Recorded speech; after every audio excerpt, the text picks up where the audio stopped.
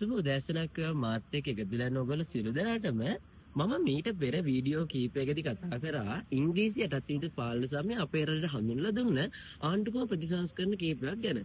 එතකොට මම අද ඔයගොල්ලොත් එක්ක කතා කිරීමට බලාපොරොත්තු වෙන්නේ 1924 මැනින් ඩෙවොන්ෂයර් ආණ්ඩුක්‍රම ප්‍රතිසංස්කරණ පසුව අපේ රටට හඳුන්වලා දුන්න ඩොනමෝර් ආණ්ඩුක්‍රම ප්‍රතිසංස්කරණය ගැන. ඉතින් මේ ඩොනමෝර් ආණ්ඩුක්‍රම ප්‍රතිසංස්කරණය 1931 දී ඩොනමෝර් සාමණේරයාගේ ප්‍රධානත්වයෙන් තමයි ශ්‍රී ලංකාව තුළ ක්‍රියාත්මක වෙන්නේ. එතකොට මොනවාද මේ ඩොනමෝර් ආණ්ඩුක්‍රම ප්‍රතිසංස්කරණයේ තියෙන කැපී පෙනෙන ලක්ෂණ? අපි ඒවා එකින් එක කතා කරමු. අපිට ඉස්සෙල්ලාම දැනගන්න පුළුවන් දරුවනේ 1833 ඉඳන් 1924 වෙනකම් අපේ රටේ නීති සම්පාදක ආයතනය බවට පත් වුණේ ව්‍යවස්ථාදායකය. හැබැයි 1931 ඩොනමෝර් ආණ්ඩුක්‍රම ප්‍රතිසංස්කරණය යටතේ අපේ රටේ ව්‍යවස්ථාදායකය රාජ්‍ය මන්ත්‍රණ සභාව බවට පරිවර්තනය වෙනවා. මේ රාජ්‍ය මන්ත්‍රණ සභාව ගැන කතා කරනකොට මේකේ සමාජිකයෝ 61ක් ඉන්නවා. පළාත් බල ඡන්ද කොට්ටාස් වලින් 50කුත්, ආණ්ඩුකාරයා පත් කරපු 8 දෙනෙකුත්, රාජ්‍ය නිලධාරීන් 3 දෙනෙකුත් ඉන්නවා. එතකොට මේ ආණ්ඩුක්‍රම ව්‍යවස්ථාව තුල මේ රාජ්‍ය මන්ත්‍රණ සභාව ඉතාමත් සුවිශේෂී කැපී පෙනෙන අංගයක් බවට පත් වෙනවා. ඒ වගේම තමයි ඩොනමෝර් ආණ්ඩුක්‍රම ප්‍රතිසංස්කරණයේ දක්නට තියෙන තවත් සුවිශේෂීම කැපී පෙනෙනම ලක්ෂණය තමයි සර්වජන ඡන්ද බලය. අපි සර්වජන ඡන්ද බලය ගැන කතා කරනකොට අපිට කලින් ආණ්ඩුක්‍රම ප්‍රතිසංස්කරණයකදී ඡන්ද බලය හම්බ වෙනවා කියලා දැනගත්තා. මේ ඡන්ද බලයේ මුල් වලට අපේ රටට හම්බෙන්නේ 1910 ක්‍රූමැකලම් ආණ්ඩුක්‍රම ප්‍රතිසංස්කරණය තුලින්. එතකොට එතනින් අපිට හම්බුනේ සීමිත ඡන්ද බලයක්. සීමා කරන වයස, උගත්කම, ලිංග ભેදය වගේ දේවල් වලින් මේ ඡන්ද බලය සීමා කරලා තිබ්බා. හැබැයි අපිට ඩොනමෝර් ආණ්ඩුක්‍රම ප්‍රතිසංස්කරණය හරහා ප්‍රජාතන්ත්‍රවාදයේ මාර්ගයේ සියලු දෙනාටම විවර කරමින් අපේ රටට හඳුන්වලා දෙනවා සර්වජන ඡන්ද බලය. වයස අවුරුදු 21කට වැඩි සියලු දෙනාටම මේ ඡන්ද බලය ස්ත්‍රී පුරුෂ ભેදයකින් තොරව සියලු දෙනාටම මේ ඡන්ද බලය හම්බ වෙනවා. ඒත් එක්කම අපේ රටේ ප්‍රජාතන්ත්‍රවාදී මාවතේ දොරටු ඉවරෙන්න පටන් ගන්නවා.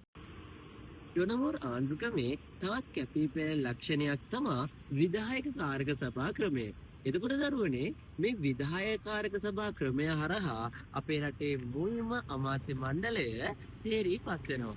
එතකොට මේ ඩොනමෝර් ආණ්ඩුක්‍රම ප්‍රතිසංස්කරණය යටතේ විධායක කාරක සභාවට සමාජිකයෝ තෝරගන්නේ ආණ්ඩුකාරවරයයි රාජ්‍ය නිලධාරීන් පිටයි අරනකොට ඉතිරි 57 දෙනා පිළිවෙලින් මේ කොටස් 7කට බෙදලා කාරක සභා 7කට බෙදලා ඒක රහස් ඡන්දයෙන් තමයි පවත්වන්නේ.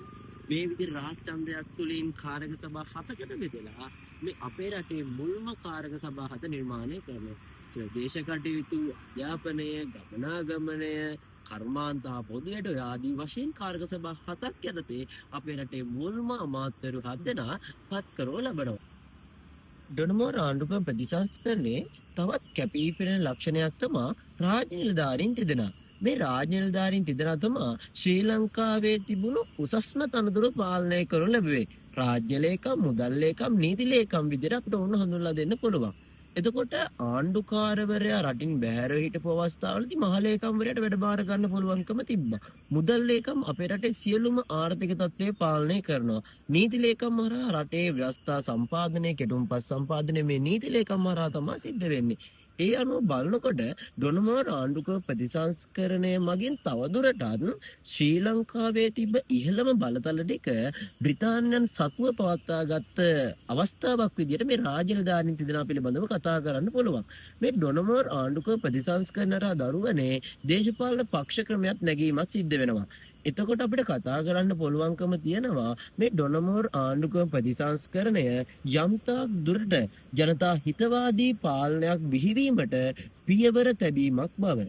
ඔන්න ඒ විදිහට අපිට ඩොනමෝර් ආණ්ඩුක්‍රම ප්‍රතිසංස්කරණය පිළිබඳව සාකච්ඡා කරලා ඉවර කරන්න පුළුවන්. ඔයගොල්ලොත් එක්ක මම 1948, 1972 සහ 78 ආණ්ඩුක්‍රම ප්‍රතිසංස්කරණ පිළිබඳව වීඩියෝ එකක් අනිවාර්යෙන්ම අරගෙන එන්නම්. එහෙනම් අදට ඕගොල්ලෝ සියලු දෙනාටම සුබ දවසක් වේවා.